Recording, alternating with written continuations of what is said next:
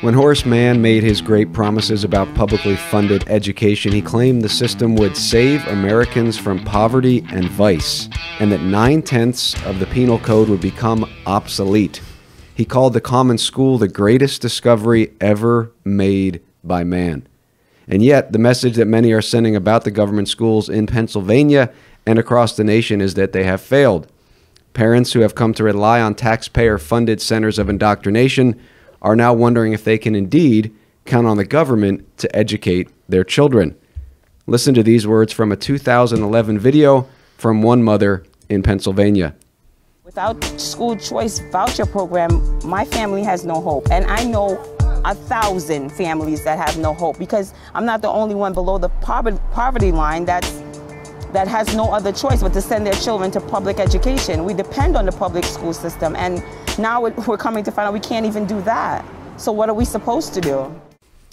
School choice, touted by Republican politicians and candidates alike as a key part of the solution to America's education problems. Donald Trump once said that school choice is the civil rights statement of the year. Is it so? Well, that's what we are here to discuss. My name is Chris. Welcome to the Lancaster Patriot Podcast.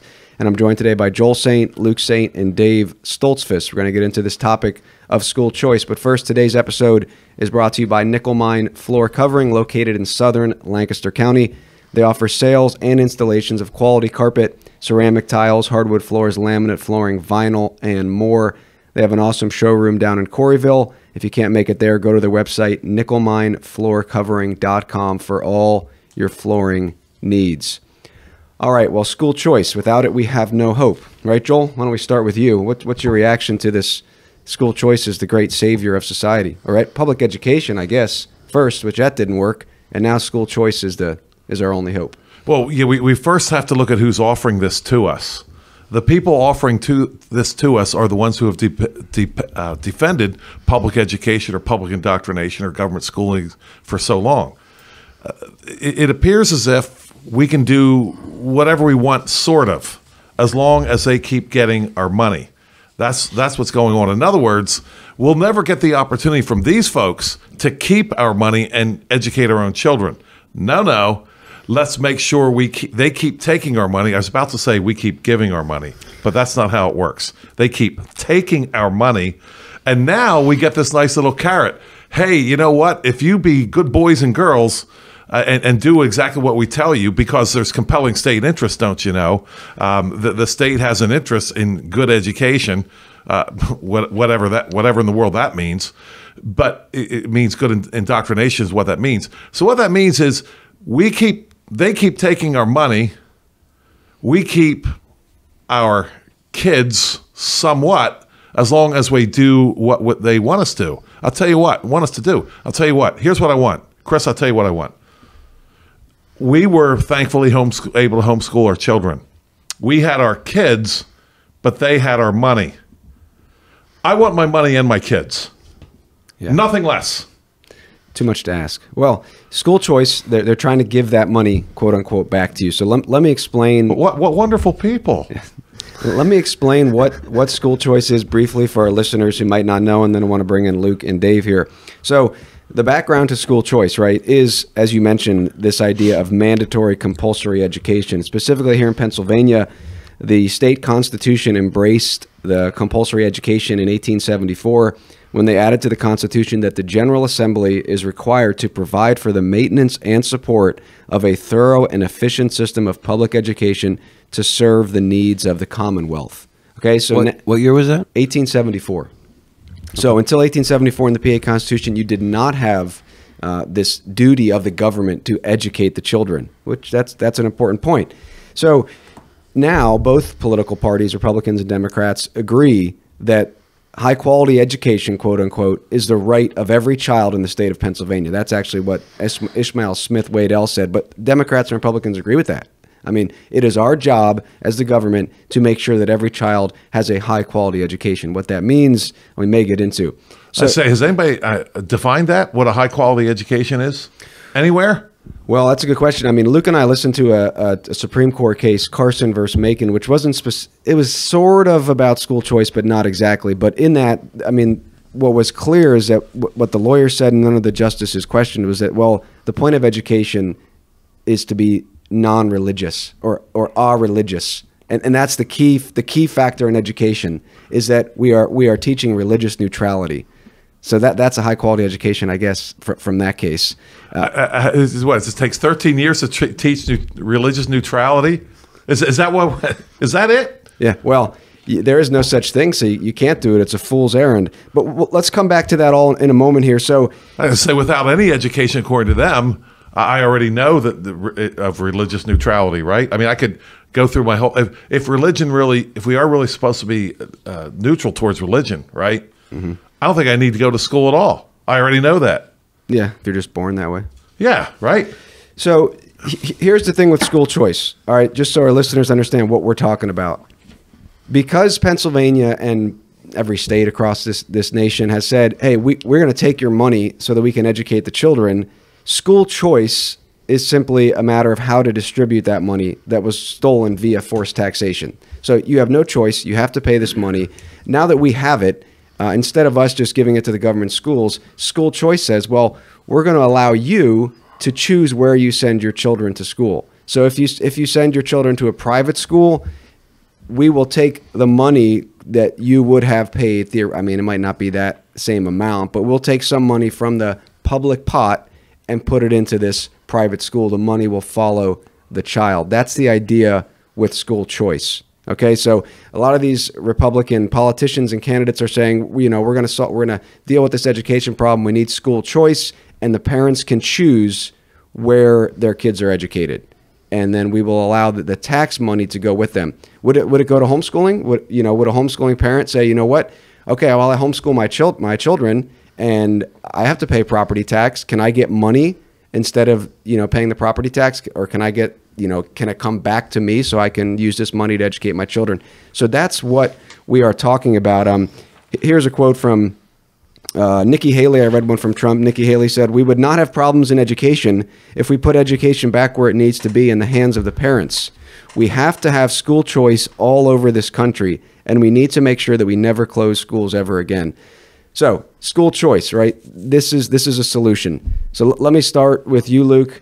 What are your initial thoughts on school choice? And then we really want to get into this and explain, and hopefully for some people that might listen, even those that might be running for office, to say, look, I mean, we're going to argue here that school choice is not what we want. We do not want school choice, unless one of you guys disagree with me. Luke? This goes back again to well, first off, let me just say, all cards on the table here. I'm just here to rip on the Supreme Court. That's why I'm here in this podcast. We're not going to get into that episode too much. Well, sounds like Luke is. That's where I'm steering this conversation, to rip on the Supreme Court. Okay, I'll get into that in a second, but this is the problem again with that quote you read by who was it? Nikki Haley. Nikki Haley. Again, this is the conservative problem, identifying the problem, but it's true. We should get education back into the hands of the parents. It's the chief educators of the child are the parents. I think the Bible sends a consistent message that the chief educator of the child is to be the parents and not some sort of state apparatus that's teaching your children goodness knows what, the right pronouns. I remember a couple years ago, when I was working, I had a helper with me who was helping me, and this kid was just the slowest kid in the world. This kid did not know how to work. He did not know, came from a fatherless home. He just didn't know how to work, and on top of that, he didn't care. So he didn't know, and he didn't care. And he was just as slow as a slug on salt. He just could not move fast. He could not move with purpose. He could not move with design. He would just do the bare minimum, and that was it. And I remember one time I saw him move lightning quick. The fastest movement I ever saw him do was when we went to a school. And in the school office, I was making the delivery, and it was Christmas time, and they offered us some cookies. And I was like, oh, great. And so I reached out my hand to accept the cookies. And then I saw it was not a sugar cookie. I would not have accepted it. Don't get me started. One crisis at a time. Okay, so I reached out my hand to accept the cookies, right? And then I saw this like lightning quick movement come underneath my hand. And it was my helper who had realized that our hands were not clean. And so he just reached out his hand underneath mine to get to the hand sanitizer. And it was the fastest movement that I've seen him do. he went right for the hand sanitizer. And I was like, this child is publicly educated. This child is publicly. He does not know how to work. He doesn't know how to do anything. Really, he's completely clueless. He knows how to play video games, but that's it. He doesn't know how to do simple tasks. Soft skills are terrible, but he was as fast as Billy the Kid, on the hand sanitizer right away. Just bam, just so quick. And I was like, this child has been publicly educated. This is the only thing he knows how to do, is how to keep his hands clean. Because I know in school they were on him on that. Just, hey, wash your hands. Keep your hands clean. No germs. And I was like, this child is publicly educated. But that's the conservative problem. Identifying the problem, but the solution is we should never shut down the public schools again. Terrible solution. Just an awful solution. How could you say that in one breath? The problem is the parents aren't in charge. That's why we need to keep the schools open. What? Are you kidding me? That's insane. That's completely ridiculous. But anyway, bringing it back to the real purpose of why I'm here on this podcast, to rip on the Supreme Court. Chris sent me the case of the Supreme Court of, what was it called? It's Carson versus Macon. Carson versus Macon. I guess it has centered around the state of Maine. I don't know if do you guys listen to it? I did not. I did not. Okay, I had to force my way through it. Okay, Chris often sends me the Supreme Court stuff of centered around the content of the podcast that we're going to do. And I usually just listen to enough to get the gist, but I actually forced my way through this. And halfway through, I was just laughing to myself. I was like, this is a panel of Joe Bidens. That's what this is. These people are asking the most stupid questions to this poor lawyer who's just trying to communicate that you cannot, the Constitution says you cannot discriminate based on religion. And they were coming back with non sequiturs. They were coming back with straw men. They were coming back with questions that had nothing to do with the case. And this lawyer had to keep on reining all of these senile old people in. Hey, hold on, we're getting off traffic. Okay, we're getting off track. Here's what I'm here to argue for. And this law is discriminating based on religion. It's saying that we'll give money for you to educate your child, but you cannot educate them religiously, and that's religious discrimination. And they're like, yeah, but religion. And he's like, so? And they're like, yeah, religion's a problem.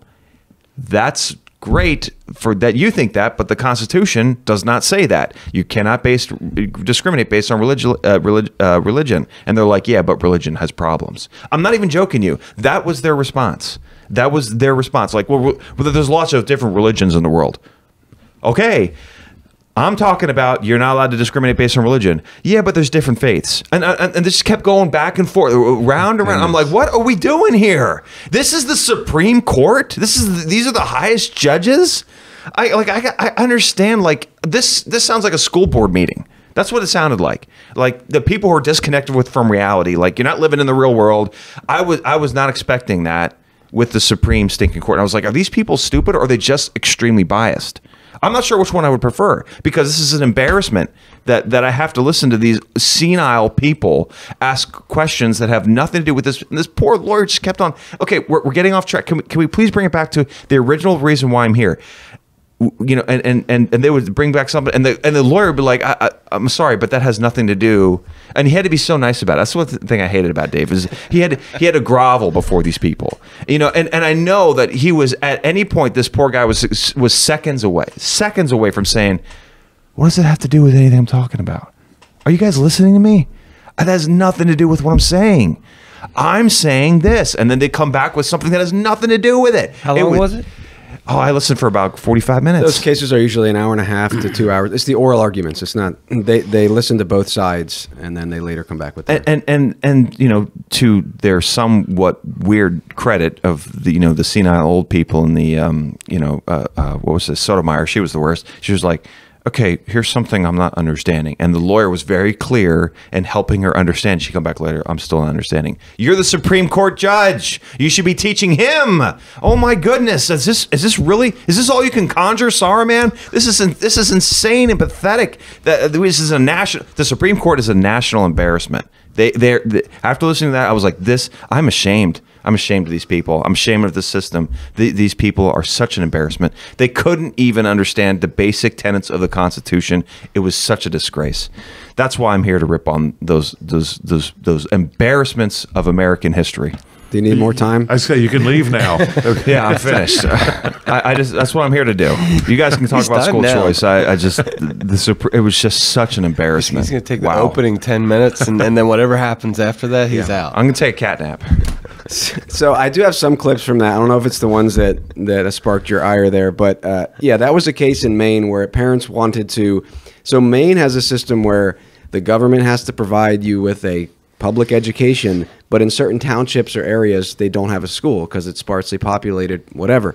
So in those cases, you're allowed to kind of do a quasi-school choice type thing that if there's not a government school available, you can then send your child or children to a private school and get some sort of voucher or, credit, tuition. You still have to pay taxes?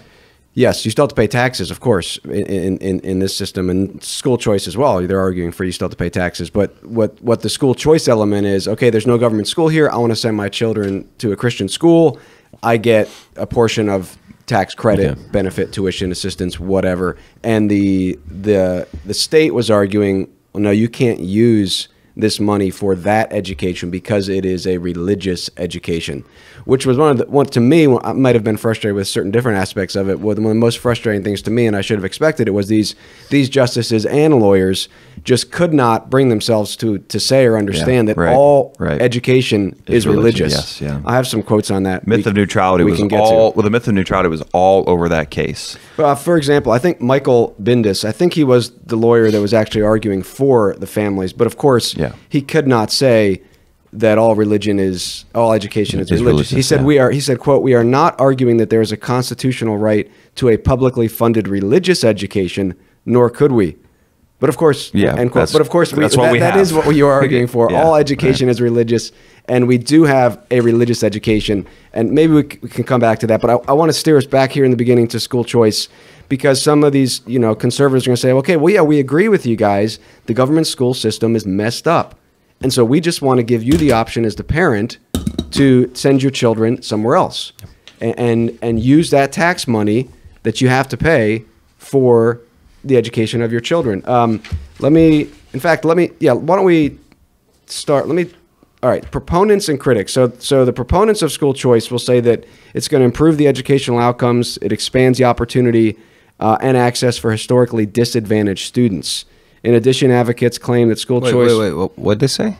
So it says that it helps historically disadvantaged students. How's it going to help them? Well, I guess that's like the mother in the video. Maybe let me play this whole clip, because this is the clip I want to play. We did 20 seconds of it. Let's play this whole clip, and then we can talk about it, because this is a mother, probably in Philadelphia, in the city, who's saying, look, my children aren't being educated well. So let me play this full clip, and then we can interact with that, and then we'll get really into here with school choice.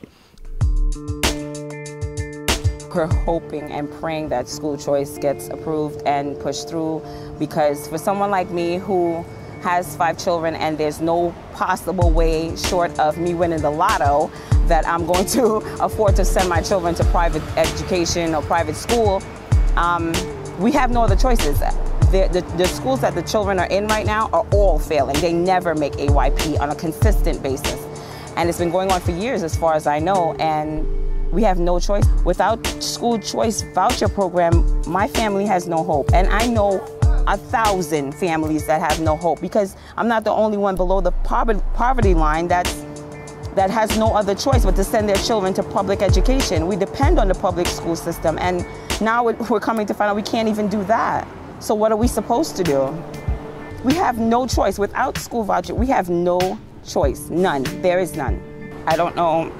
I don't think that we'll be staying in the state, because I can't do it. I can't do it. And so what am I supposed to do? Because I can't afford to send him to a private school, and he is now stuck in a school that really doesn't want him, because they didn't even bother to have the courtesy to call to say, well, where is Anthony Herbert? He's not in school. He hasn't been in school for 6 months.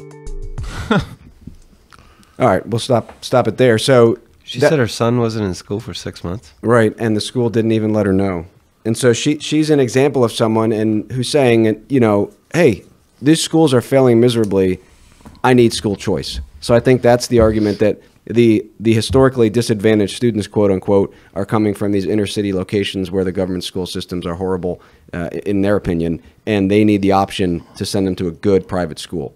So if you allow this mother to say, look, you can use this state money that was taken via taxation and choose a private school, there you go. Now, I don't know if they would cover all the tuition. There's a lot of details here. But the critics of school choice say that it diverts funds from the public schools, thereby generating unequal outcomes for students. In addition, some critics argue that school voucher programs wrongly direct tax dollars to religious organizations, which operate many private schools. So there we have the religious part again. Okay, so let's start with some problems with school choice that we have, okay? Because the conservatives, the Republicans are saying, look, we're going to do this for you conservative parents, and this is going to be a help to you. Maybe you don't even send your children to the government schools already. You either homeschool them, you send them to private school, and now you're going to get some money for it. So what could be wrong with that? What could be wrong with that, Dave? I mean, we're getting our money back. Why not just accept this? I mean, at the end of the day, how many times does the next legislative session turn something else around that will then, tie your hands even farther? Because, I mean, that's what they do. They will give you school choice for now. We're going to say, okay, we're going to homeschool. We're going to have, 4 children. So maybe we're getting $50,000 or whatever from the state. And then 2 years later, all of a sudden there's strings attached and everything else that, goes with it. Yep. Because there's no checks and balances. I mean, if we can create laws on a regular basis, who's to say in the next session, Harrisburg's not going to say, well, now we're going to have to hire, because all these school teachers are now out of work, we're gonna now have them come into your houses on a quarterly basis to evaluate the students to see what you're doing with the state-funded money. And we're not giving you the money unless your children are vaxxed. Well, yeah, your children are vaxxed and they hit X, Y, and Z points. That's what's going to happen. At the end of the day, that's typically what happens with the state. Oh, come on, Dave. No child left behind. Come on, brother. Get on board.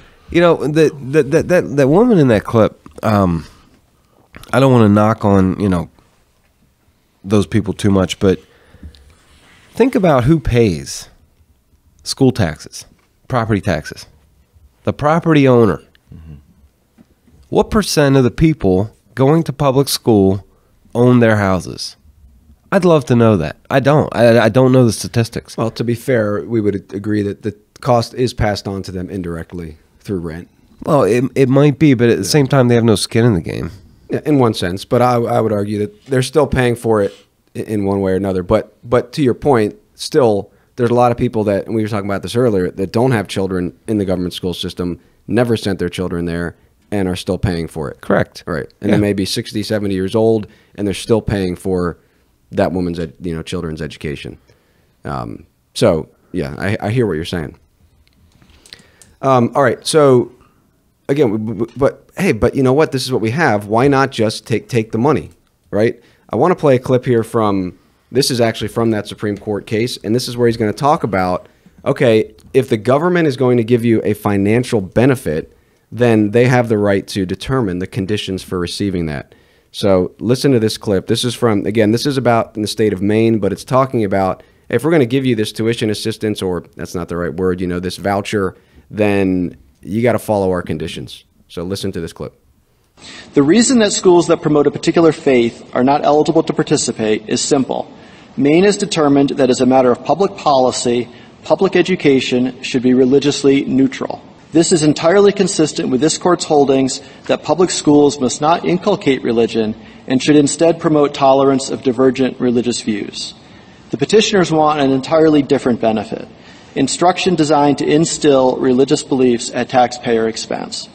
They are not being discriminated against. They simply are not being offered a benefit that no family in Maine is entitled to. Coming at this from a different perspective, this court has made clear that the government is entitled to define the scope of a financial benefit in order to advance its own value judgments, even when doing so might disadvantage activity protected by the First Amendment. If the federal government can provide funding to family planning services on the condition that it not be used to discuss abortion, a state should be allowed to condition paying a child's tuition on the condition that the school not promote religious beliefs.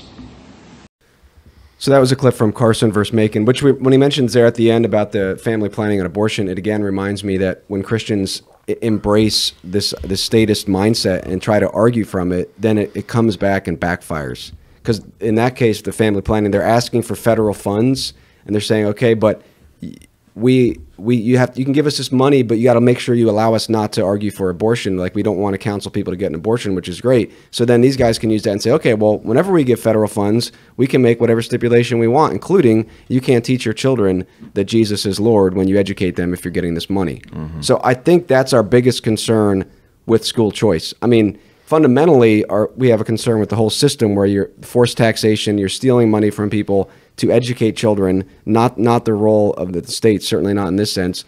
But right now, if we get school choice put in place, I wouldn't want to take that money. I wouldn't either. Right. Because the state will inevitably say, well, if we're giving you back this money, because they don't say it's your money.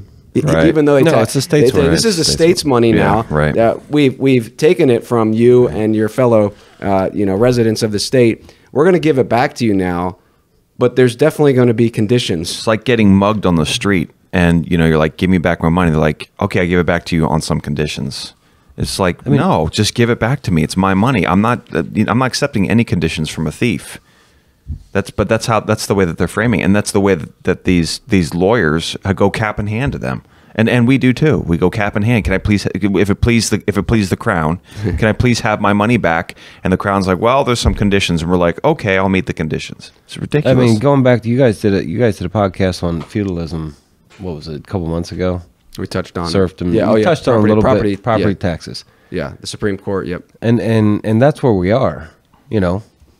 Yeah, there's the feudal lords saying, "Hey, yes, yeah, exactly." The feudal lords saying, Yep. "Oh, I'll give you some of my money, some of the money back to teach your children. Some of my money back. Some of my money. Give it back to you to teach the children so that they can serve me better." Mm-hmm. Really? Yeah. Going back to the mugger, it's maybe worse than that in the sense of you get your money stolen from you, right? And then the next week you see the same mugger, and you say, "Okay, you can have my money again, but buy me some milk. Can you buy me some milk?" Mm-hmm. And okay, I'll buy you some milk. All right, good. I'm just so happy. Mm-hmm. He's gonna buy me some milk with my own money. Could have bought the milk myself. Hey, I'm making a difference. Yeah. Get in there and make a difference. No one knows what the difference is supposed to be, but you got to make a difference. Did I hear that speaker, Chris, arguing for the state's own value judgment? Its own value judgment?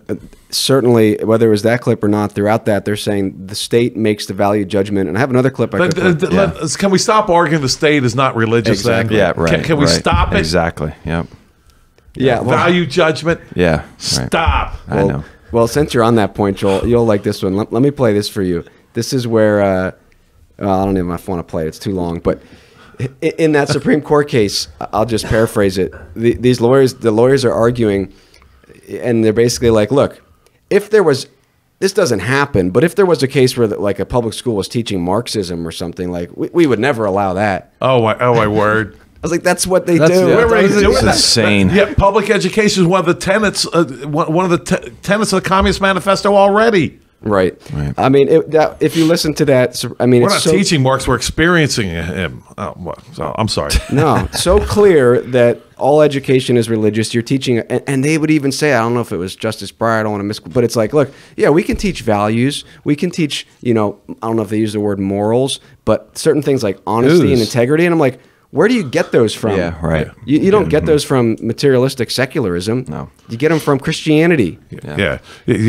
Darwin's primordial soup gave you values such as honesty and integrity. Where are you going to get that from? Yeah, well, let me play this one. This one's shorter.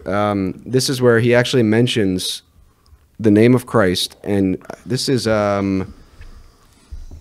I guess this is one of the lawyers. This might be the last clip we play from this. That is, there are a lot of circumstances in which the government decides to fund or subsidize activities that it believes to be in the public interest. And the general rule is, as long as you are prepared to do those things, you're entitled to the funding, whether you're religious or not. And if we said that the person who did those things with a religious reason in mind is going to be treated differently from the person who did them with purely secular motivations, that would be problematic. And to take your hypothetical and compare it to a situation in the public schools, as Mr. Taub was pointing out, public schools attempt to teach virtues like honesty, trustworthiness, kindness, consideration for those less fortunate, and certainly those are essentially secular values. They certainly correspond to values that many people hold as a matter of religious conviction, but there's no question those values could be taught in the public schools. And if a particular public school teacher was especially committed to those values because of her religion, that wouldn't be a problem. But if the teacher at the public school said, you should behave in this way because that was the way that Jesus Christ behaved and he was the Son of God, that would be problematic. We would look at the content of the instruction the public school teacher was providing, not her internal motivation for speaking as she did. All right, so you can teach Christian values, you just can't say they're Christian. Yeah. I mean, where do you get kindness and caring for those less fortunate? That's not a secular value. The secular value is you toss them in the river. I mean, you leave them to be exposed. I mean, that's paganism. Christianity is the one that teaches you kindness and caring for the weak. In fact, it was up until 374 that Emperor Valentinian in the Roman Empire finally outlawed child abandonment. In 374 AD. So you have Rome. Based on the influence of secular paganism. Yeah, right? Yeah, right. Yeah, they had that for 500 years already, and it was quite legal. No, it was the influence of the Christians. And do we need any more examples now?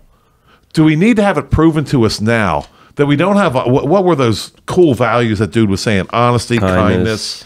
I was writing. I wasn't writing fast enough. Caring for those less fortunate. Yeah. Do we need any more trustworthiness? Trustworthiness. There you go. Do we need any more examples now that now that we've kicked Christianity out of education? Do we need any more examples now that those values are gone? They went with Christianity. They're not here anymore. Oh my word! When was this done? That was 2021. That was 3 years ago. Yeah, it was almost 2022. It was right at the end of 2021. Okay, so it was yeah. only about Less 2 years ago. We've bashed the government schools, and we're happy to do that, and we will continue to do that. Not enough. Yeah, not enough. But okay, we got to get back to the school choice thing. People are going to say, look, just take this money so you can get your kids out of the government school. This is the path towards ending it. I mean, I don't know what some of these guys. That's what I'd really like. Yeah, I mean, how are they going to? Is this an incremental step? Right. How could this be an incremental step? Yeah. Well, Brian Cutler, for example, said members from both sides of the aisle have long realized Pennsylvania students and parents deserve access to a variety of educational opportunities. Listen to what he says. This is just what makes What's a variety of educational opportunities? Yeah, that's a good question. But he says this: it is not our place to tell parents, students, or educators what the best way is to teach an individual child. Well, then why don't we start with getting rid of Pennsylvania's homeschooling laws, where you're telling the parent, we know how you should educate your children, and you have to follow our laws, and if you don't, well, we're going to come and potentially take your child. I don't know. So it's just this is why I get so upset with these Republican politicians who say, and this is the same thing I had to critique with Mastriano. Oh, it's up to the parent. It's all about the parents, and then you support laws which say the state can tell you how to educate your children. So if you really want to let parents make the choice, then get out of the education business, right? So I would like to at least hear them say, look, we want to abolish the government school system, and school choice is a step to get there. I'd like to hear that argument. I don't see how it is, and I don't think you're too confident it is, Dave. No, what I'd like to see is I can opt into the government school, and in doing that, I can pay property taxes. If I don't send my children to public school, I don't have to pay property taxes. Okay? Oh, but then the public schools would close. Well, that's not why. Why? Because they stink. No, that's not. No, because people would not be using their service. Right. That's And why capital- would they that's be capital- using They that's be using capital- their service because they stink. Why would nobody want to use this horrible service? Yeah, see, that's why it has to be mandatory. Right. Yeah, exactly. Well, that's the critique of school choice, because if we do adopt school choice, and depending on how it works, because, okay, this is from CommonwealthFoundation.org. It says average statewide funding per student in Pennsylvania. Anyone want to guess how much it is? I think it was like 13,000, wasn't it? Way more than that. Oh, my word. $27,000. $21,000 it says. And is that without capital expenditures? Is that just maintenance? I'm just reading. It says average statewide funding per student. That's probably. I mean, I imagine everything. that's everything. Yeah, that's everything. That's the teachers. So, yeah, that's the school buses. Okay. You know. 21,000 per child. So I got 5 children. I get over $100,000 a year if you let me use that money to educate my children. Man, they would need get a a great job. education. You could do That some would- educating. That would be my And In the reasoning Popeye's is well, words- we can't do that because then people would want the money, and you don't want the money. Yeah, Like your intentions with this money are pure. You know? hypocrites. You hypocrites, every single one of you. We can't give people that money because then they would just have children to get money.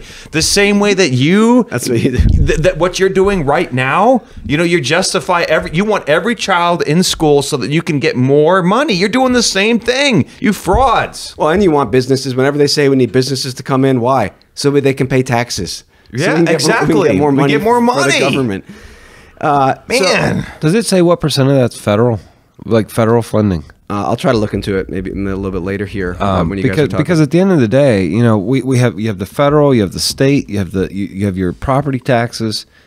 Yeah, there's just no getting out from underneath this burden. Here it is. I found it. For 2020, students receive funding from local, state, and federal sources. PA exceeds the national average per pupil in each category and ranks 8th in the nation in total education funding per student in 2020.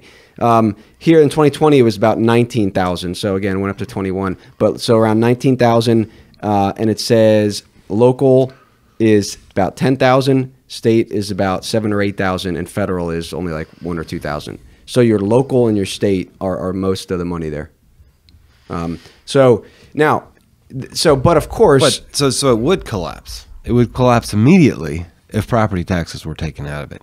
well, here's the thing with school choice though. So I don't think any of these guys, Brian Cutler or any of these other guys, are saying, well, if you do school choice, you're going to get $21,000 per I'm sure child. you're not. No, you're going to get like 10. Probably not even that. Not even. Because, Yeah. and that's why again, it's just a charade. Well, we still are going to take extra, but we'll throw you a bone here. But if school choice if they actually followed their school choice and said, okay, you can take all that money, then I think the system would collapse on itself. Even these guys who say, well, let's give every parent a choice. We're still going to force you to pay taxes. But if you have the choice to take $21,000 and use it at a private school or government school, I mean, that lady in the video who her kids go to government school in probably Philadelphia, she's pulling them out. So this is where I think these guys need to think through this more. If they were serious about it, they would be having those conversations. Look, this means we're probably going to be done with government school. Because if they were actually serious about school choice, they'd say, if the schools are failing, and Brian Cutler says both sides of the aisle might agree on that, well then, if we give parents the choice to take their kids out of the government schools and go to a private school, which it seems like everybody agrees is better, then no one would be sending their kids to the government schools. Yeah, and it would end. But they're not going to argue that because that's not. They're just going to say, "Oh, this is a political talking point. Vote for me. I'll give you school choice. You'll get a little bit of money. You'll get a little tax break." Right. It sounds to me like your question is school choice the demolition of the public education system, or is it the maintenance of the public education or government school system? In other words, it sounds like Brian Cutler and others will essentially say, well, the ship is sinking. Okay. School choice is just a bone. Right. Just to keep the conservatives on the hook. Right. So is school choice, are we sort of manning the pumps? Because we're still sinking here, right? No one's going to stop the leaking, right? Are we manning the pumps with school choice, or are we abandoning ship? No, they're manning the pumps. That's what it sounds like to me. Absolutely. We're going to keep this thing going. Excuse me. Get in the lifeboats. The lifeboats are called no more forced taxation. Teach your children yourself. Be responsible for your own children. Those are the lifeboats. Get out, get in the lifeboats. You're better off. The Titanic is definitely sinking, which it sounds like Cutler is kind of saying. I mean, they say that, but they don't mean it. Problem is, Yes, the true. problem is, there's so many tentacles to this thing because I mean, how many single moms living in 2-bedroom apartments with 3 children who have a day job? You know, they can't. Where are they going to get the funds to raise their, to send their children to school, which is in essence what it is it's daycare. Yeah, raising that's your children what it's for kind of, you. so that they can go. So the problems, it's a societal problem that school choice. It doesn't matter what we have. It's not going to wrap it up. It's not going to take care of it. No, it's not. One of the things that the government school advocates will say is something like this. Well, they have to be in government schools, and they aren't allowed. We can't give them the choice because look, the parents are failures. Here's my question about the failing parents. Where were they educated? I think I know. Yeah. No wonder there's such failures. Yeah, right. I think that's one thing that I get frustrated with Christians, who I have friends who grew up in the public school system, and they homeschool their children. Christians, even after they went to public school, and there are a lot of people who say to me, who grew up in the public school system who agree that, it's a disaster, but they'll say to me something like, I went to public school, but you know what, I turned out okay. And the first sign that they indeed did not turn out okay was that they turn around and then they send their kids to public school. You didn't turn out okay because you still think that public school is a viable option. That's the first sign that you did not turn out all right, that everything's not okay in your life. You still think you're public educated, you saw the disaster that it was, and you turn around and then you send your kids to do the exact same thing. And you're like, well, I turned out fine, so they will too. No, you didn't turn out fine because you're still sending your kids there, and your kids are not going to turn out fine either. That I don't know why Christians do that. Yeah, I'd like to address this point that Dave brings up. What are you going to do with the people who can't? Because that's what they always come back to. Okay, what about the person who can't afford it? All right, I want to talk about the school choice thing for a second. School choice benefits only people with children in school. Now, I don't have children in school anymore. What's it going to do for me? Absolutely nothing. They're going to keep on taking my money with no benefit whatsoever. So I think the school choice people, if they've even thought about it, are not thinking down the road here. Here's what I want to say to Dave's point. Give us a chance. You are failing miserably. Let's get rid of the government schools and let's see how bad we do with, let's say, my own money, which I wouldn't mind. I would love to take that money that's being taken from me, and for motivated children that want to learn, even a single parent situation, I would love to say, you know what? There's going to be organizations that are going to pop up that will definitely assist. And the private sector. Somebody like, well, private sector's not going to fix everything.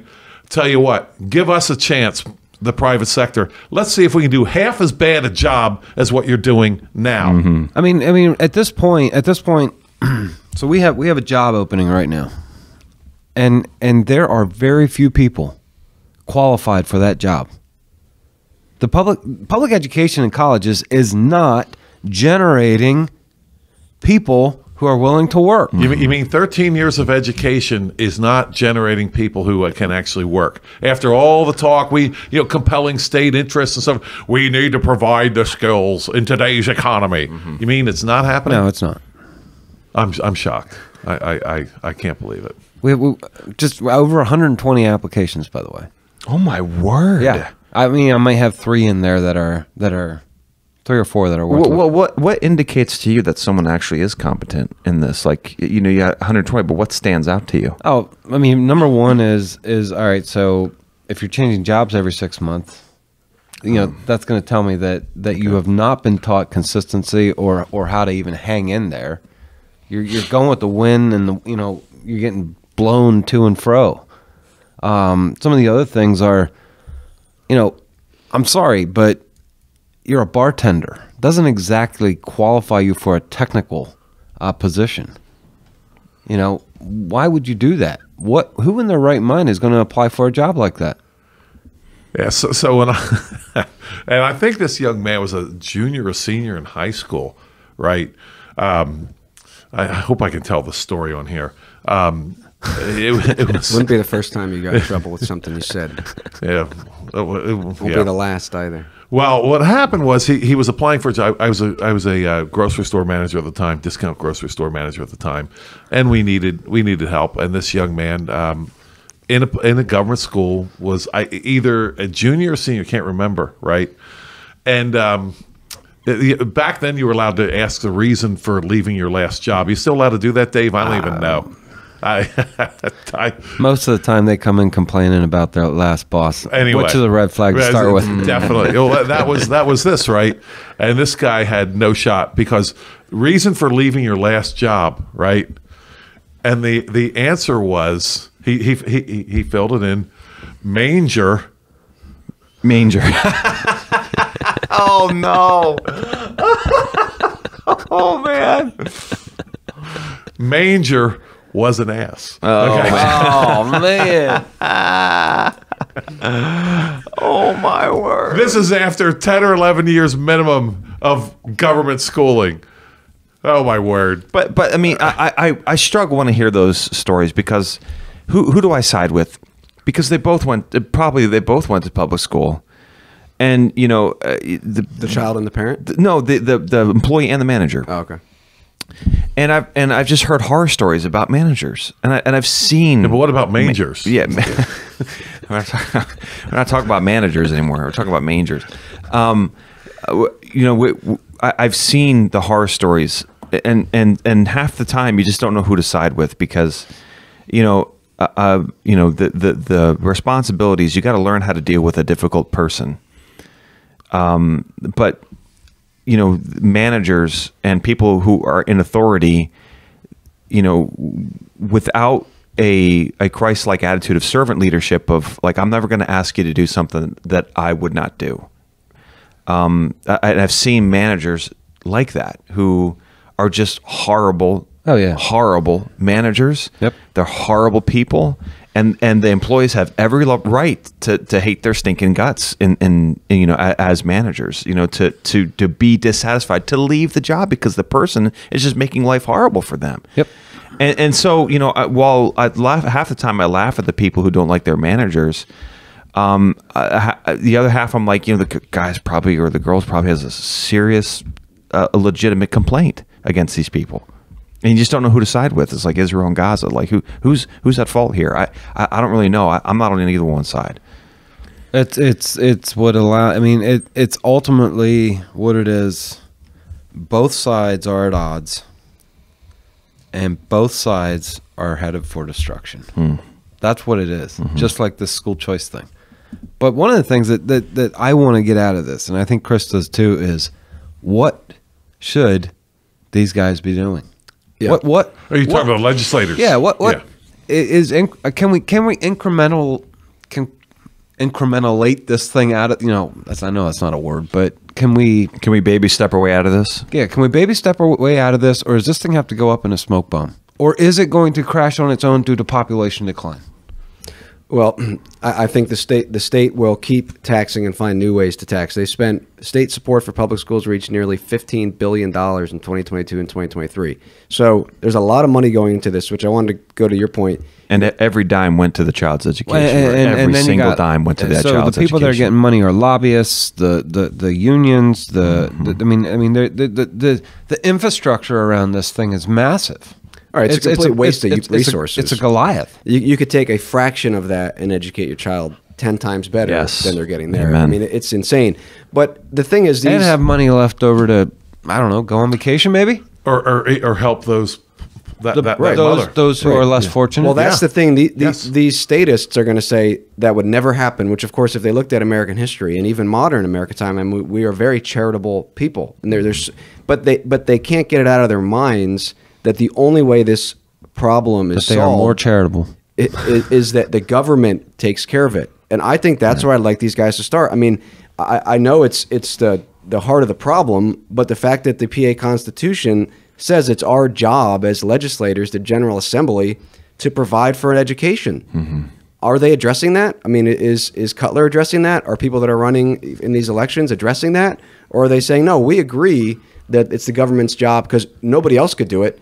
if we don't do it, then this poor woman in Philadelphia, nobody would offer to educate her children, which is, of course, is not true, right? And we've seen throughout history many charitable educational options. And if you stopped stealing money from people, they would have more money to help with that. Which I know people say, well, this just won't happen. And you trust the government to do it? But more to the point, it's not their job. It's not their job to be educating the children and to be taking care of people's children. Yes. So I had an experience one day in government school. I was a 10th grader, I believe, and I learned something in government school this day. Didn't happen all the time. I might have gone weeks at a time without learning something. For example, I remember algebra class. I had no business being in algebra class. X plus Y, the quantity squared. I have not used that one time in my life. Now, other people maybe perhaps. But the smart kids took algebra, so I wanted to be a smart kid. So take algebra like the smart kids. Well, it wasn't working out too well. And I still remember what happened one day in my government school, right?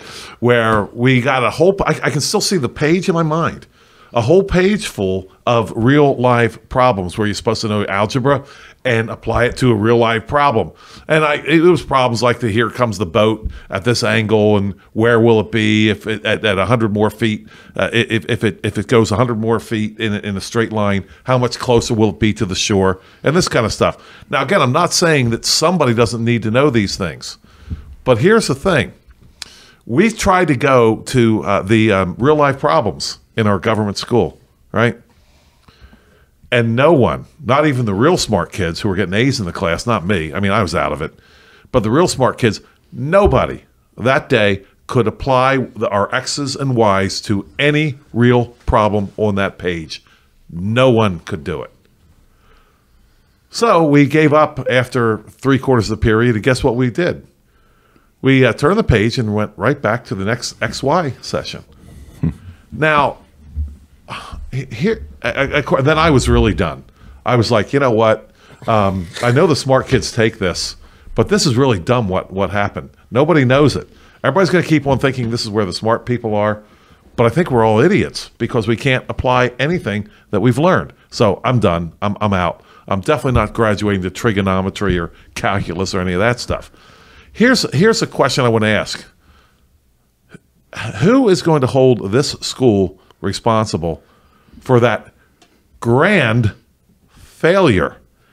If it's privately funded, private education, and parents can spend the money like they like, parents would shut that mess down. But when it's being taken from you by force, like it is now, there is no responsibility here at all. There's another thing that happened real quick. Another time I learned something. This is even better. I had this teacher. She used to she used to talk at it. The school I went to, it had this huge courtyard, and she used to lean on her hand like this and talk to us when she really wanted to tell us something, and look out at the courtyard. She didn't look at us. Like, let's say, out here's the students, here's the courtyard, and she'd lean on her hand. She'd do like this all the time and talk to us as she looked out at the courtyard, right?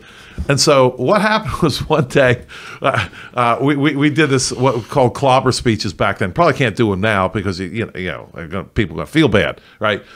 Clobber speeches, and I argued against, as a 10th grader, compulsory education. Everybody relax. I didn't argue against education. I argued against compulsory education in the schools. I'm very much for education, which is why I'm arguing against compulsory education. And my example, quite frankly, was the plain people that managed to, on their own, 8th grade educations, they can add, subtract, multiply, and divide. Beyond that, they go get jobs, whatever, for the most part, right? And I must have done too good a job arguing against compulsory education because the teacher then got into it herself, right, and began to argue against me. You know that's when you hit a nerve, when the teacher gets involved. Yeah, right, teacher, right. And so this was the height of it. When I really found out what was going on, I probably should have known it before, but I got it to be told explicitly. There she was, leaning on her chin on hand, talking like this out at the courtyard, and she said, of course we need to educate your children Of course you need to be in school. What would we do with all you kids if we didn't put you in school? I was like, oh, man. This is like a warehouse for dopey teenagers who are too clueless or too incompetent to do anything of value at all.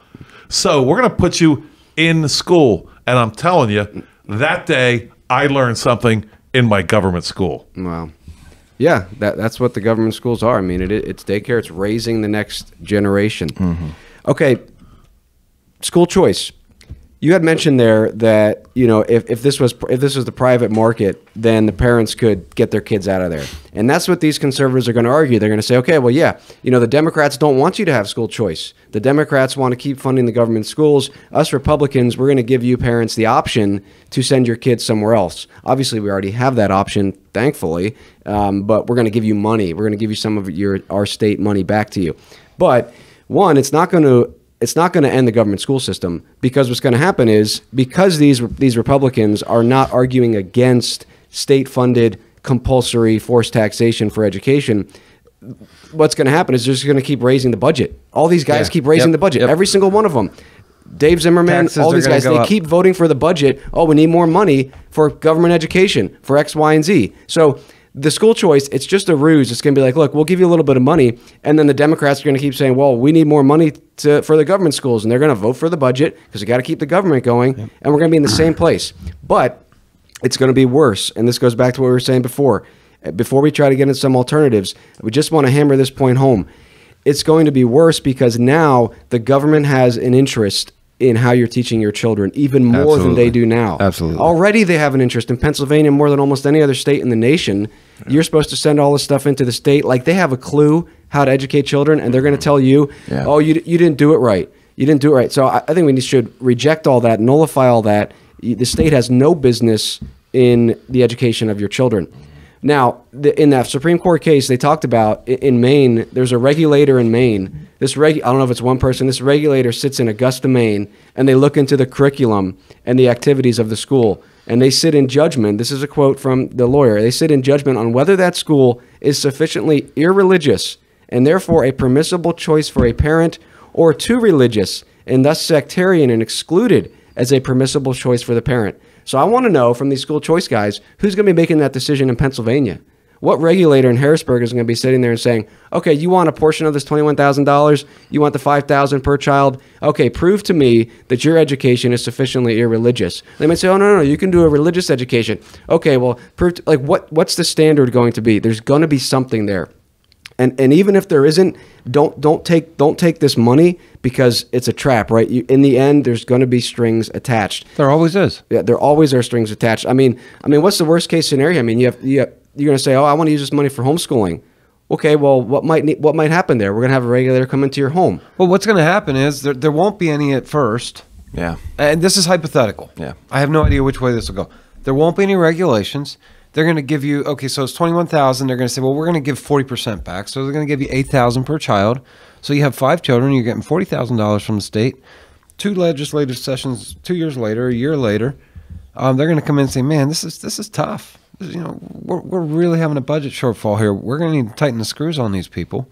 And they're going to say, well, you know what? We have 8,000 teachers that are no longer, that we don't need anymore. So we're going to put them in charge of seeing what happens with this money. Yeah. That's something like that. Something like that's overseeing the education. Absolutely. Because they still see it as their job to provide. Well, it is their job according to the Pennsylvania Constitution. It is their job. That's the first thing that needs to go away. And that's what we got to uphold. That's what I swore to uphold. I mean, hey, I'm just doing my job. I didn't write it, The PA Constitution you're talking about. Yeah. Provide for the maintenance and support of a thorough and efficient public education to serve the needs of the absolutely. It's still Commonwealth. public education. They're just going to let you do it as long as they have control over it. Right. They will still claim that they're the ones doing it. Absolutely. They'll say this is the education we are providing. And so so a homeschooling parent, the state's going to say that's the education we're providing. They're going to claim that as their provision of education. Absolutely. That is not good news. People do not accept school choice. Do not support these candidates that want to support school choice. No, get rid of the government's involvement in education. It is not a good thing. Which would have to start at the PA Constitution, right? Right. Absolutely. Yeah, It has to start there. That's where the discussion has to be.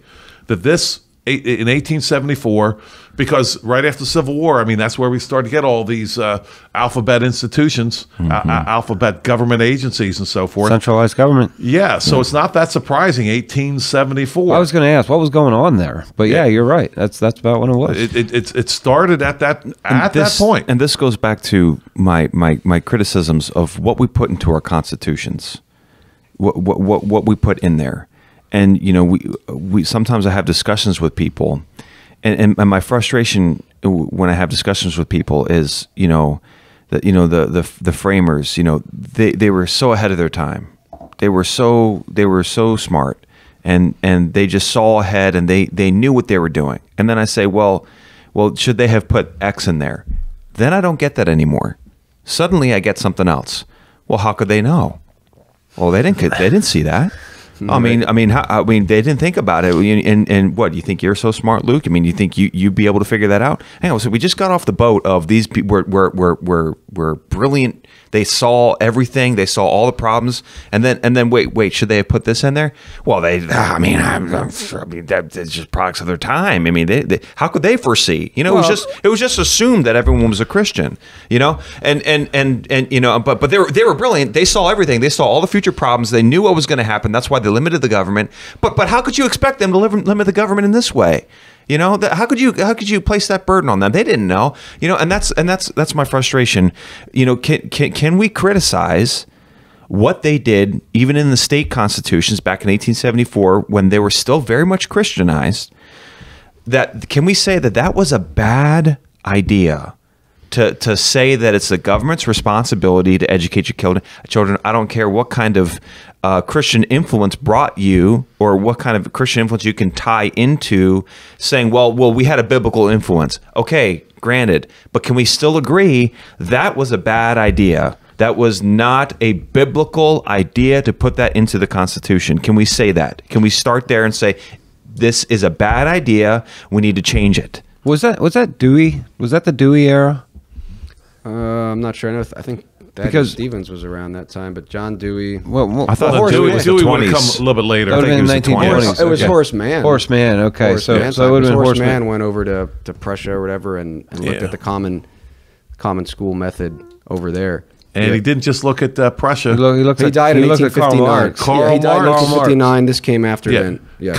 This is Karl Marx's idea here. This 1874 statute is Karl Marx. It's not the Bible. So I mean, yeah, basically we've been embracing communism since 1874. We have Constitution. That part of it we have. And you know what? What they knew at the time, and what we Christians didn't know or didn't care to know, was that all you needed was that plank, the government schooling, and give it time, you're going to get everything else. That's all you need. I want to address something, Luke. Your friends who say, well, give these guys a break. I mean, if we were to draft a new Constitution today, I'm pretty sure we couldn't see all the things in the future. No. If you tried to do something, and I hope that in 100 years from now, people will be critiquing it and say, hey, this got to change. Yeah. Those idiots sitting back there on that podcast drafted this Constitution. They weren't thinking about X. Well, I think part of Luke's point, correct me if I'm wrong, is that's one of the dangers when you start to create man-made law. Yes. And we can have that discussion later. But you can still have a Constitution. I understand that. We can have that discussion later. A Constitution and man-made law is two different things. It can be, but what I'm saying is, in the constitutions as we know them, it has these things. It has ramifications, right? Yes. And they would say this is law. They would say this is the supreme law of the land. I don't. What I'm saying though is, and I know we got to get there more later, but if you say, okay, we're going to add things in our constitution, wherever you add them, it doesn't. I mean, whatever your standard is, you're going to say we're going to make this rule that is not from the Bible, that the state has to provide the education of the children.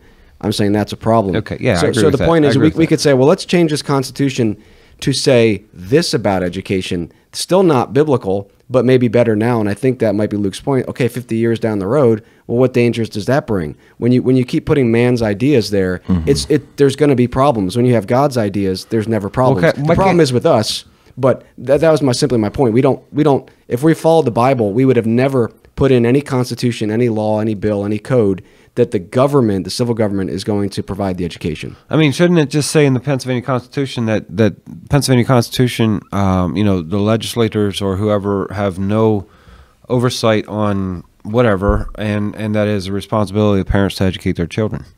Yeah, I mean, that goes to the argument, sort of like a Bill of Rights. And this is going to take us down to a further discussion where then you need a Bill of Rights for everything, as opposed to if you have God's law and man cannot legislate man-made law, then you don't need. Otherwise, you do need a Bill of Rights for every single thing. I'm simply talking about schools right now. We're talking about school choice. Right. We're talking about incrementalism. Is there a way to what should our legislature? Should they go back to the Constitution in 1874 and change that word? Absolutely. That's what I'm asking. Okay, in this system, an incrementalist step right now for school that choice. would be an incremental step that maybe I could get on board with, but that's one that's going to be way too extreme for these guys. And the problem is, but they should. But so is abolishing abortion. Right? No. Well, yeah, I would say that's most not of these guys don't want to do that anyhow. We're talking practicality versus principally, and you can't do the practical until you argue first from the principle. Okay. Now, so the thing is, when these guys say things like, though, that school choice is a solution, the government school is a problem, they are. I mean, if you follow what they're saying logically, they're really saying the government school system should go away. And I'm just asking them to be bold about that and say that right up front and be like, look, this system failed. The solution is not to let the government now take over private education. That's what they want to do. That's what they're going to claim. The problem is those guys can't do it. They're getting too much money from the lobbyists, from the school lobbyists, and from the unions and everyone else. Right. I mean, they can't do that. They're their spigot's going to get shut off. Yeah. But if you want a quote unquote incremental step, I mean, I don't know if it's really incremental. I mean, the goal needs to be the ending of the government school system. Correct. That's right. Now, an incremental step to get there. I mean, I guess at first you could say, well, you have to opt into this to get the benefit. You got to choose to pay the taxes. That's just as extreme as just abolishing the whole thing, because it would never work. It wouldn't. Correct. So my point is simply, you just go for, and maybe this is one of my arguments against incrementalism. I don't know. You just go for the jugular and say, look, this system needs to end, because if we put all this effort into school choice, it's a trap. We shouldn't take it. People shouldn't do it. It's not going to solve anything. It's just going to continue to tighten the screws of forced taxation. Because you know what they could do is like, well, okay, we're doing school choice now. Now we're going to raise taxes to make up the difference that we've lost. We've lost 30-40% for the government schools. We'll raise taxes. Oh, but you're still getting some of that money back. So school choice, it's just a form of inflation. Yeah, it's inflation. It perpetuates the system of forced taxation. It perpetuates the idea that the government is responsible for providing for. I mean, shouldn't this be enough for them to say, look, we have been operating since 1874 under the idea, the man-made idea, that our job is to educate your children, and you know what? We failed at that. It would be great if they had an awakening and said, you know what, that's not biblically our responsibility, but at least it seems like they could maybe say we failed at it and just say we're not going to do this anymore. I mean, that I guess would be an incremental step towards biblical faithfulness, because we're going to say, you know what, we're just not going to do that anymore. That's what I'd like to hear from these guys, you know, these people running for office, these Republicans who say we're going to give the money back to you. No, stop taking the money, and if you want to do incrementalism, get rid of the government education. Start with that. You still have forced taxation to deal with. So in that sense, it's an incremental. But why don't we stop saying that our job is to provide you with an education? Yeah, I mean, that would be great if you could actually get lawmakers to look at the. I mean, they've changed the state constitution before, right? Of course. So I mean, that would be a great thing to push lawmakers to. Like, let's go back and look at this and ask the question: is it really our job to educate other people's children? Let's strike that from the record and get rid of it. And that would be. I mean, even if you define that as incrementalism, then I would actually be behind that. Well, but it's so extreme that it's almost like abolishment. I'm not in favor of incrementalism. I'm simply saying in today's world, everything is done in incremental steps. Like, short of the system imploding or exploding, you know, and you build from the ground up. Mm-hmm. What are you going to do? Well, but because there's going to be the system. The tentacles in the system are so corrupt, and they have their fingers around everybody's neck, that short of some kind of incremental movement, because the left is continually going incrementally to the left. Yeah. Mm-hmm. All they have to do is add a little bit. They have no problem. They don't play by the same rules that we're asking these guys to play with. Mm-hmm. They don't play by the rules of, just cut it off at the root. And I understand your point. It does need to go. And I'm not saying that there should be an incremental, but can we give these guys okay, so if you have one rep, let's just say you have one or two reps that are willing to go on the full bore, full heart, we're going to kill everything. Mm-hmm. It's impossible. Okay. They're not going to get in. Well, that's a discussion that we've had before. We could have again. I mean, you look at Bernie Sanders, for example. Bernie Sanders has never become president. He will never become president. And Correct. yet he has changed the discussion and pushed things further left. And how has he done that?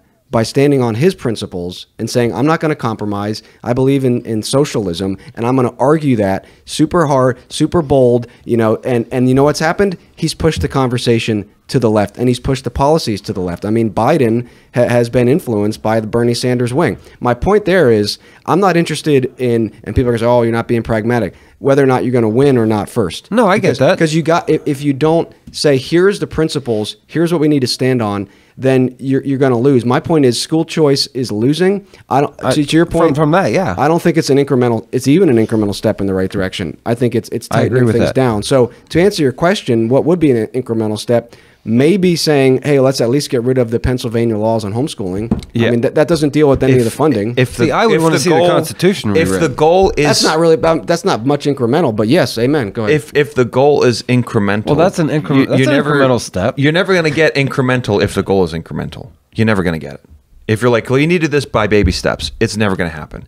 But if you have people standing on principle, you're either going to get the absolute abolition, or it's going to happen incrementally. Right? It's going to happen incrementally if... And how would it happen incrementally then? If... just changing the conversation? Changing the conversation, but also, getting an entire population to actually believe in this kind of stuff and want it and desire it and put pressure on the politicians. That's where we need to be. That's where we need to be. These politicians need to be doing. But if our goal is to shoot less than the target, that's where we're going to hit every single time, less than the target. It's like a decimal. Like you're never going to actually get there. It's always going to be less than what you should be going for. Okay, so what's the target, and how do you get to that target? Is the target changing the Constitution? Is the target the target property taxes? What is the target? I believe. I mean, if we're going for the ideal target, it's the abolition of compulsory taxation, and that would fix almost all of these problems. That would fix all of it. Yeah, it would fix all of it. Yes. But an incremental step to do there would be to get rid of property taxes, right? Okay, and get rid of the government school system. Get rid of the government school system. Or an incremental step would be to get in and change the Constitution. That will happen. That's how you'd get rid of it. I believe that will happen on our march towards the end of compulsory taxation. Okay, I'm good with that. By nature, that will happen as a side effect. But if our goal is to do this incrementally, it's never going to happen. It's the same as that old question about the frog. The frog's 10 feet down the well. Right, and every day he cuts his distance by half. Right. Yes. When does he get out of the well? And the answer is never. Yeah. Because he always still has half to go, and that's what these are. These are halfway. School choice is a halfway measure, and the water keeps rising with the forced taxation and raising in temperature. That's the other, right. The frog in the hot water. The frog in the hot water. Yeah. I thought that's where you were going. Poor frog. I want to continue this a little bit, Luke. If you have to run, go ahead and just get up and go. But he could have gone a long time ago. He trashed the Supreme Court. Yes, but I will leave the rest of the podcast to you, gentlemen. All right. Well, thank you for joining us, Luke. Yeah, my pleasure. Appreciate that very much. All right. Just for a few more minutes here, I want to talk a little bit more about... Dave's taking over your spot, Luke. No, I'm just going to scooch over here. I'm not going to change the camera angle. See you, Luke. All right. So... incremental step. I mean, what should these? Because maybe again, I just really want to hammer this point.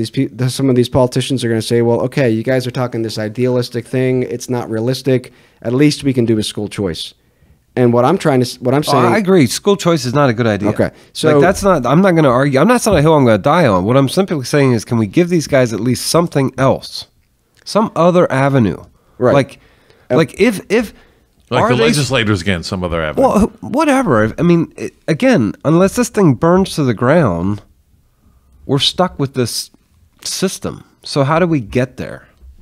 Is it the PA Constitution that needs to be changed? Yeah, in one sense, that is an incremental step, because if what we're arguing for is full fidelity to the best of our ability to God's law word, then yes, getting rid of government education is one step in that process.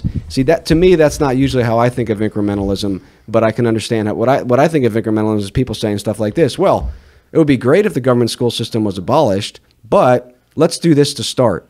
Let's continue it and perpetuate it but allow you to do X, Y, or Z. Well, that's school choice. Right, that's school choice. And That's- to me, that's not that's even an that's- incremental step. I mean, that's just that's accepting the system and letting this. That's actually, I would even argue, giving the state more control I agree. over I agree. education. And so that's why this podcast on school choice, to really hammer that home, it is not a step in the right direction in any sense, because you're giving the government more involvement and more control in the private at least we have that right now. At least those of us who don't want to send our kids to the government indoctrinations, which are teaching religion, if we don't want to send them there, at least we could homeschool them Or send them a private or school send them to- and pay our taxes at the Right. same time. and be free. I mean, it's already bad enough in Pennsylvania with their homeschooling laws, but now you want to give more government involvement in that. It's not a good idea. It's not a solution. What 100%. I would say, Dave, is what should they be doing if they're focusing on this specific issue? I agree that forced taxation is kind of the head of the snake, but if you're focusing on this and saying, look, it's not our job to educate the children. I mean, so even if they keep forced taxation, but they say, we want to get rid of mandatory compulsory education in Pennsylvania. Could that happen? Of course it could happen, but this is where we need these legislators, these politicians, these candidates to be like, look, that's what I'm arguing for. I mean, Bernie Sanders is out there arguing for free college, right? Nobody's, I mean, I'm sure people have told him, Bernie, that's not going to happen. Well, it hasn't stopped him from Correct. arguing for it. And you know what it's done? It's pushed that conversation. So I think anytime you have, and that's obviously a false, man-made idea. When we have the truth that parents are responsible for this, you need to be willing, and I hate to say this, but to be like Bernie Sanders and be like, you know what? This is what I'm going to hammer on over and over and over again. Get the government out of the education. Stop voting for the budgets. Just be in there and be like Luke said, a doctor. No, I'm And not that's going to fine. support this. And until you need a mass of those people to make it happen. But you won't get that mass unless you have 1 and 2 and 3 and 4 guys to get in there and say, you know what? My job here as it relates to education is to get government out of education. And unless you're willing to vote down every budget that funds education, unless you're willing to vote against anything that increases government control of that, then you're not really against it. So that would be my message for these guys. Anything you want to add to that, Joel or Dave? We're talking about incrementalism versus a principled approach. Well, I mean, I'm not saying you don't take a principled approach with this. Okay. No, you're just trying to give us what you're pushing. This is what I wanted to talk about. Yeah, what can you give these guys? I think that's Because that's massive. so often we rip these guys, and I'm saying, what can they go in? Well, what about that? Would that be? Do you think that's? I mean, is that too idealistic? I mean, Joel has something to say. Yeah, I But say that'd be good enough for me if I was a legislator, right? This 1874 that was placed in the PA Constitution is a bad idea. It needs to go. Okay. Also, forced taxation needs to go. But that's not a school issue. That's a separate but you can argue both of them. Well, you can Maybe argue both of them. Yeah, maybe get one of them. I mean, that to me is the only incrementalism I'm fine with. And so here's what I know. Some people would argue with me on this, but some people argued that I had trouble getting behind the abolishment of property taxes in Pennsylvania. Some people, conservatives, are really all for it. Reason why I couldn't get behind it was the people arguing for the abolishment of property tax in Pennsylvania consistently held that we still do need to have a predictable method of funding government schools. Right, that's my problem with it. So that was to me like, well, are we strengthening the government schools here? Great, we got rid of property taxes. It's going to tax you another way. You're going to tax you in another way, and we're going to get property taxes back anyway. By that time, give it 20 years, we're going to get it back because you haven't challenged principally the rotten root at the bottom, if that makes sense. Yeah. Yep. Yeah. So in that sense, you could say, and that's where we're at. I mean, yeah. If we said, okay, the PA Constitution, there's a problem. This clause needs to come out of there. And the same rep or whoever the reps might be could say, well, at the same time, we're going to try to eliminate property taxes because that's a man's property. Right. So you could say you could do those two things simultaneously, but independently of each other. Right. I would say so. Yeah. To me, that's incrementalism. Okay. Because we're not tearing down the Constitution. We're not, it's not like you're not going to fix everything else with that. Yeah. Here's my issue with incrementalism. Incrementalism, like Luke was saying, for incrementalism's sake is a disaster. If you argue principally then you might get what you need incrementally. And if you're getting what you need eventually, we are good to go. Just like I was saying before, it was the Christians that argued against child abandonment as principle. They didn't get what they wanted until 374 AD, but they argued principally the whole time. Yeah. Yeah. Okay. So, I mean, I hope that's helpful to people, because a lot of times when you hear incrementalism, it is in this couched in the sense of, okay, well, yeah, we're not going to maybe get rid of government schools. Let's do these little things. But what we're saying is, well, the incrementalism that I think we're on board with is you say, look, we need everything to be brought into the lordship of Christ. Absolutely. Here's a bunch of areas. Well, we're not going to get them all at once, all tomorrow. But that doesn't mean someone can't go in there and say, this is what I'm fighting for, all these things. I will not vote for anything that goes against these. And maybe I'm voting no on 99.9% of every single bill that comes forward. But you know what I will vote for? What we might call negative legislation to remove the government from doing things. That's what I want these guys to do. Yeah, I'm good with that. That's my message to them. And, get rid of the forced taxation. Stop taking the salary from forced taxation. Stop voting for it. Just go in there and be a cog in the machine. And if you get enough guys like that, you know what will happen? Something will change. But if you keep going in there and say, well, I can't do anything. Let's try to throw a little bone here to the private homeschoolers and the private school people and school choice. It's a bad idea. It's a bad idea. It's a very bad idea. Up until that time, we need more money because we need more people to man the pumps of this sinking ship. I mean, I know we're not talking about abortion, but is there ways? So, I mean, is there ways that we can continue to push that one? The ultimate goal is to end abortion. Right. You know, we've often lashed out about people who, well, the heartbeat bills, because then it becomes harder. It becomes entrenched. Right. Yeah. Because now it's a law. Now it's a law, and to overturn that law becomes really difficult. Right. And so we've been opposed to those things. And so what I'm saying is most of the people aren't on the same page as we are, where we want to see the axe to the root, right? That's our ultimate goal. Axe to the root. Can we help these guys? Can we is there acceptable things? Because the left is writing these laws incrementally the other way, and we're stepping completely out of it. Back here, we're saying, no, it's either this, it's either all or none. So can we help these guys? Well, what more can Are they willing to listen to us? Well, that remains to be seen. Probably not. But hopefully some more. I mean, but is there anything you want to add to what I've said? I mean, I think that is something that is quote unquote helping them. Here's what you can do. It might not be pretty. It might not win them re-elections. No, I think what you said is correct. I'm not arguing with that. I'm simply saying that's what I think we need to help these guys with. I think they need because they're coming off of this popular, this conservative mentality. They're listening to the Nikki Haley's and the Donald Trumps. That's who they're listening to, because that's where the crowds are. Right. And so that's what they're taking. They're not hearing it from us, weirdos. Yeah. If they're Bible listening to the thumpers. crowd, then they're not taking a principled approach. Correct. And our appeal to them is take a principled approach, no matter what it costs you. Yeah. But then what does that look like? Yeah. To me, How can we help them? How can we help them find what? I think we have two principles here.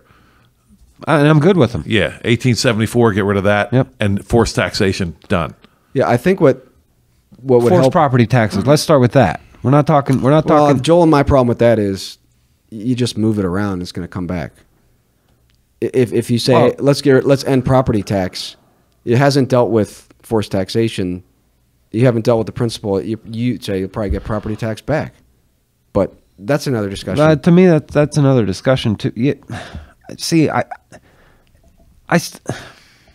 yeah, we can have another discussion on that one. But if I own a property, I would at least appreciate if I wasn't under the threat of expulsion if I didn't pay my taxes.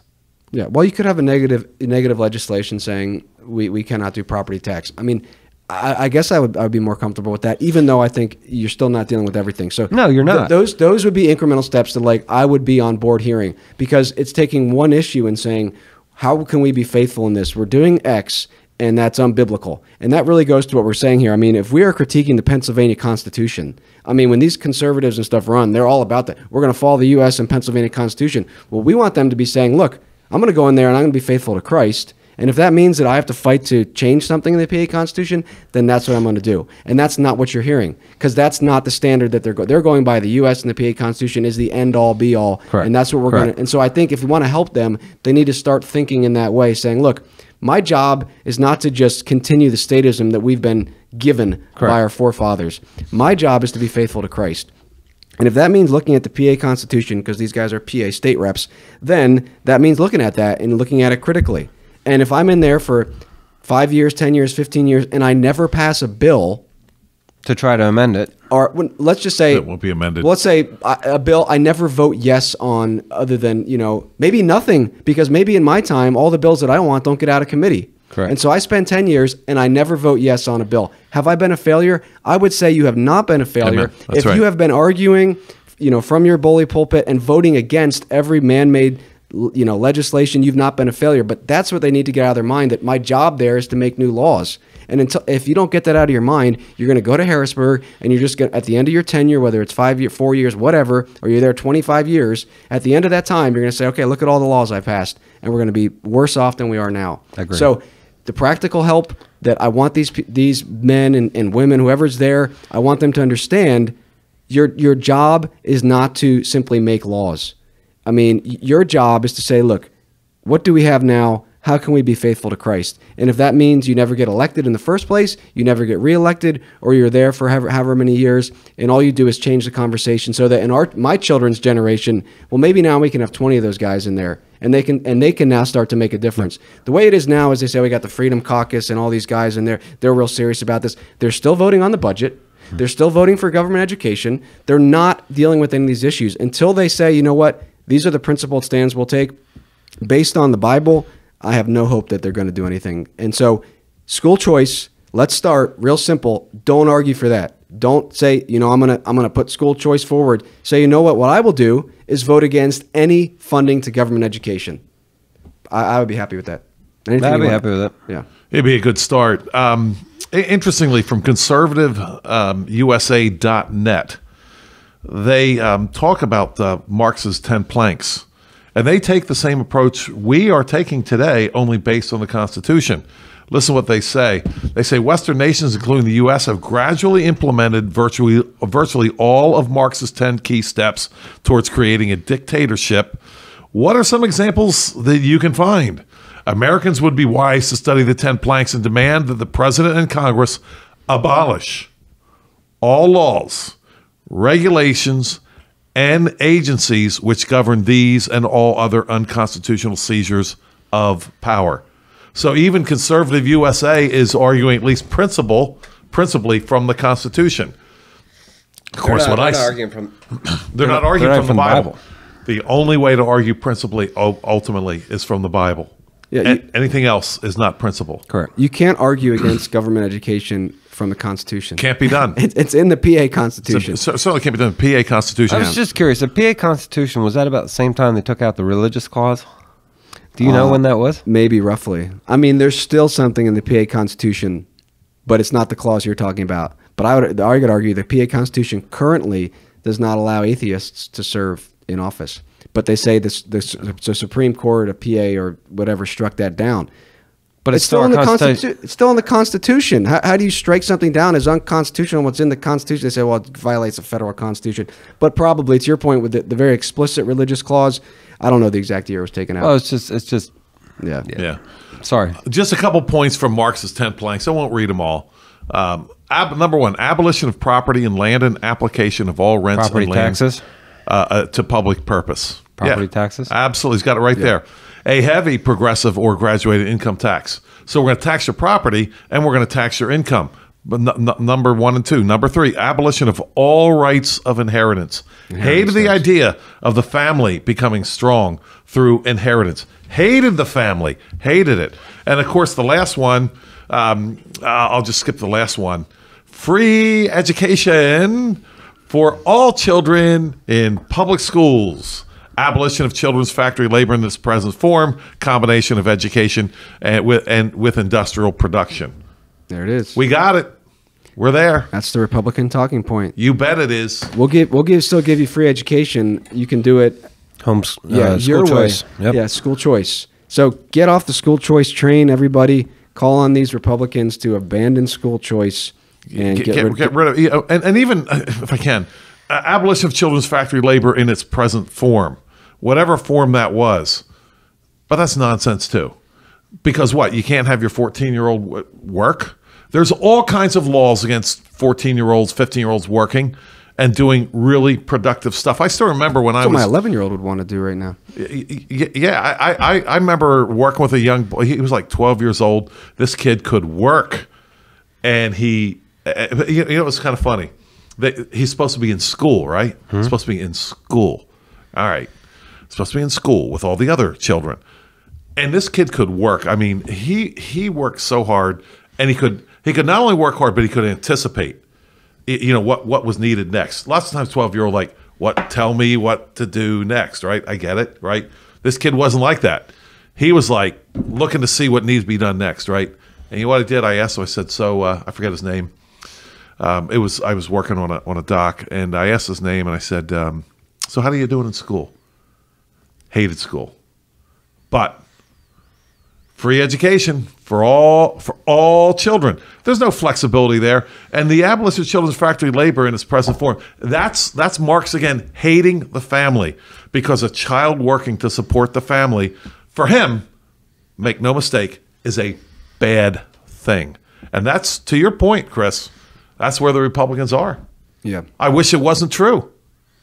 Yeah. Dave, anything else you think that we have not addressed that, I mean, I appreciate your pushing this because I want to make sure we are giving something to those that might listen to this and say, okay, well, not school choice, what? I mean, I think we've given. Is there anything else you want to add? No, I don't think so. I mean, I like I said, I'm more concerned. I mean, it is a bad idea. It is a very bad idea. But let's push the envelope in a certain direction. Right. Where do we need to go? Yeah. That's the conversation we need to be having. Hopefully we've addressed that. So it's a bad idea. So if it ends up happening, my recommendation, my advice would be not to take the money. Absolutely. Yeah. So if school choice ends up being passed and you are a Christian parent or otherwise and you don't send your children to government school, don't take the money. Don't get involved. I mean, don't even let the state know what you're doing, for Pete's sake. Like, just keep them out of it. This is a bad idea. So it's not a benefit. So the Republicans out there saying we're gonna do this for you parents. We're gonna help you, empower you to educate your children. We don't need you, government. We don't want you to do that. We can do it ourselves. We want you to stay in your lane, which should be punishing evildoers according to God's word. Other than that, you're just gonna mess things up. Can't you see that from the fact that we've had government education since 1874, and this is where we're at? It's not a pretty place. School choice will not save it. So, final thoughts, Joel? Yeah, we started out with Horace Mann and his prophecy. Oh, yeah. Of how wonderful. Which didn't happen, by the way. Yeah. So I want to talk about what Christ said about Horace Mann. Beware of false prophets, that's Horace Mann, who come to you in sheep's clothing. Hey, what a wonderful time we're going to have. Everybody's going to like sit around and bah, I guess. But inwardly they are ravenous wolves. He goes on to say, you will know them by their fruits. Do men gather grapes of thorns, bushes, or figs from thistles? Even so, every good tree bears good fruit, but a bad tree bears bad fruit. A good tree cannot bear bad fruit, nor can a bad tree bear good fruit. Every tree that does not bear good fruit is cut down and thrown into the fire. Please do not accept this idea of school choice from these people who have had horrible fruit for the last 100 years and really bad since the 1960s. These same people with all this bad fruit are now going to give you a maybe a little salve or maybe a little Pepto-Bismol pill to help you burp whenever they force this bad fruit down your throat. Don't accept it. It's the bad fruit already. Do what Christ said, is beware of these people and stay away from them. No fruit, no cheese from the people who want to trap you and already have. Amen. Dave, anything else you want to say? No, Parents, legislators, anybody? No, going back to what you said about the government needs to stay in their lane. I mean, the problem is they can't do it as long as they have public school, because a lot of the predators are in public school. Teachers. I mean, at the end of the day, that's what they need to do. What's that? You hear it all the time. Public school. You know, the predators that are in public school. Right. So they're funding the predators. Yeah.